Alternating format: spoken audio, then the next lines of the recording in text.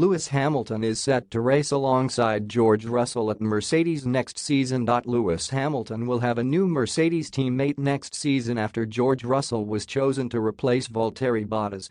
Russell excelled during 3 seasons with Williams and will now get his opportunity to impress on the big stage. Russell has been on the Mercedes book since 2017 after the Silver Arrows spotted his potential and signed him up as a junior driver. He has gained essential experience during his stint with Williams and claimed his only podium at last year's rain-soaked Belgium Grand Prix as he finished second after the contest lasted just one, and he will now be under pressure to grab a podium finish every time he races thanks to the dominance of the Mercedes cars. Russell's pairing with Hamilton means the Silver Arrows have brought an end to the relationship between the 7-time champion and Bottas. The Finnish driver had lined up alongside Hamilton for 5 seasons but has now moved to Alfa Romeo ahead of the new season.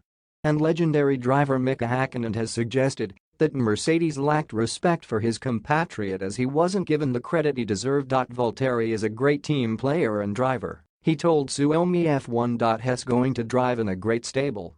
However, he will not fight for similar investments compared to Mercedes' time. The resources of the stables are not comparable now, however, he can prepare in the long run. At Mercedes, with 1-year contracts, light was always visible at the end of the tunnel, but there was always a locked door. That uncertainty eats away at self-confidence. He didn't get the credit he wanted from Mercedes. If the carpet is constantly pulled from under your feet, it eats away at your confidence. Now Valtteri has the opportunity to drive in the stable in the long run, where he is trusted. Bottas finished third in the 2021 Drivers' Championship after picking up 226 points over the course of the season. The 32-year-old won the Turkish Grand Prix in October and also landed 10 other podium finishes.